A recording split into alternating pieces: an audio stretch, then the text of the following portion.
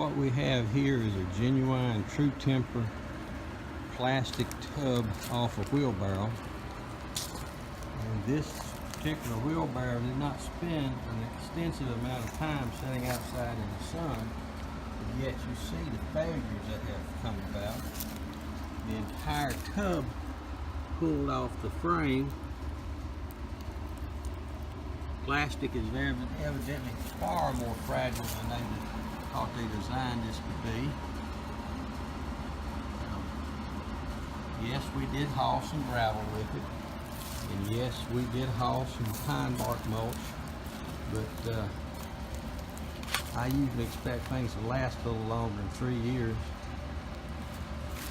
You know, I've got a wheelbarrow sitting over here, I'll show you in a second, I've had for 20 years, and it is still going strong. Not as convenient as a 6 cubic foot wheelbarrow, but it does the job, and it's set out in the weather. But yes, it's got a metal tub, and miscellaneous parts there from a wheel horse laying inside of it. So, but it is sitting on a shelf for now. Now, what do you do with an old Tru Temper wheelbarrow? You can buy a replacement tub, but the replacement tub costs almost as much plus shipping as the original Tru Temper wheelbarrow did. So what I am proposing to do is I will take these wheels off, which are still relatively good. It looks like they're holding air, which is unusual for most wheelbarrow tires, but they're holding air. They got a shaft and some hardwood handles, and I think what I'll do is turn this into a sulky or a cart to go behind this David Bradley walk-behind tractor, which, if you notice, the engine I've taken off of it, and it's got the wheels have been reworked, rebuilt, painted, and new tires put on it, which I'm proud of that. I've got to work on the saddle down here, as the saddle is looking kind of poorly. It's got kind of bent up. I need to take that down to my son's shop and get him to put the hydraulic press on it, see if we can straighten that out a little bit. But all in all, this is a nice David Bradley frame, and it's the old tubular frame that runs from one end to the other with, at some point in time, either at the factory or the owner welded on support rods to help support the weak spot on the tube frame.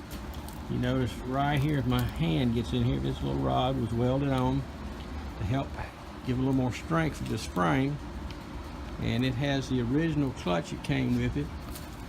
And I didn't add that extra spring here, but evidently somebody needed that to make it kick back out. So, but the original engine I pulled off of it, when I did try to start the original engine, it gave me a few sputter whoops and then a long squealing noise, and after that nothing. But I think it's recoverable if I get the incentive to do it. Here's the motor it came off of. It's a Briggs. I think a 5 horsepower motor.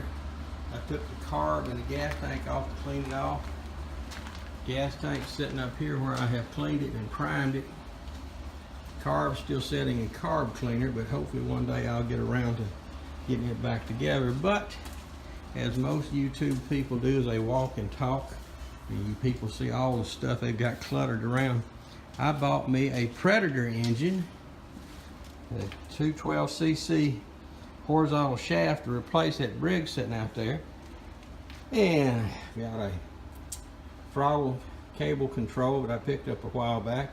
I'm going to put these on that David Bradley so that it is functional. We're going to get it up and running, and I'm going to take some of these implements out back. You say, what implements? I say several implements. As my son would say, I am a hoarder or a collector of the eclectic. But there's a disc and a tine rake and a harrow and a cultivator, 2 cultivators actually, and a blade for leveling. So these things will be put to work as soon as I get this tractor unit up and running.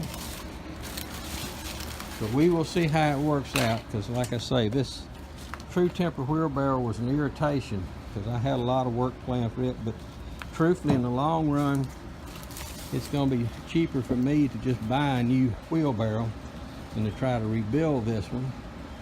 And I'll just convert this axle and wheels, and probably these hardwood handles, I'll swap them, the left for the right, and that should give me the right angle to make a cart to go behind this David Bradley walk-behind tractor.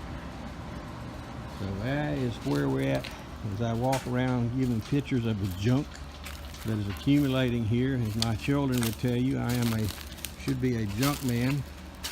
But as an old-time fellow once told me, he says, on the ground it's junk, but if it gets on the back of my truck, it becomes merchandise. So this is all I suspect you would say was merchandise, but this is the various David Bradley implements I've got for pulling behind that unit once I get it up and running again. So